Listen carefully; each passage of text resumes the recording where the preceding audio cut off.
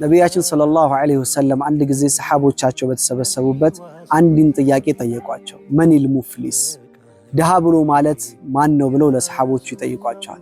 ሰሃቦቹም አልሙፍሊሱ ፊና መላ ዲርሃመ ለሁ ወላ መታዕ፣ ሙፍሊስ ድሃ ብሎ ማለት እኛ ዘንድማ ብር የሌለው መጠቃቀሚያ ነገር የሌለው ሰው ድሃ ብለን እንጠራዋለን ያ ረሱላህ ሰለላሁ ዐለይሂ ወሰለም ብለው መለሱላቸው።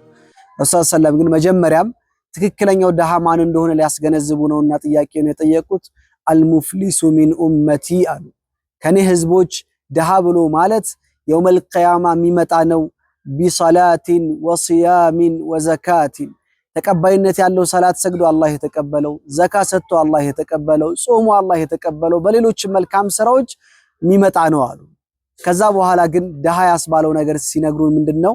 ከዛ በኋላ ክሶች ይቀርባሉ። ዱንያ ላይ የበደላቸው ሰዎች፣ ስማቸውን ያጎደፈ፣ ንብረታቸውን የወሰደባቸው፣ ደም ያፈሰሰባቸው፣ በጠቅላላ ብቻ ዱንያ ላይ ያጠፋቸው ሰዎች ላይ ድንበር የተላለፈባቸው ነገሮች በአጠቃላይ ክስ ይቀርባል ይላል ረሱል ሰለላሁ። ከዛ በኋላ አጅር እየተነሳ ከሷ ሐሰና እየተነሳ ወደ እነዚህ ሰዎች ይሰጣል። ከሷ ሐሰና እየተነሳ ወደ እነዚህ ሰዎች ይጠጋል።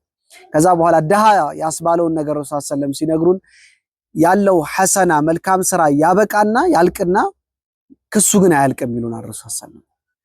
ከዛ በኋላ ምን ይደረጋል? አላህ ፍትሃዊ ነውና ከዛ ከከሳሹ ወንጀል ይያዝና ወደዚህ ሰውዬ ይደረግበታል። ወንጀሉ ያመዝንና ወደ ጀሃነም ይወረወራል ይሉናል። ይህ ነው ትክክለኛ ድሃ ብሎ ማለት ከኔ ኡመት ይላሉና አላህ Subhanahu Wa Ta'ala ትክክለኛ ድሃ ከመሆን ከዱንያም ከአኺራም ድህነት አላህ ይጠብቀን። ወሰላሙ አለይኩም ወራህመቱላሂ ወበረካቱሁ።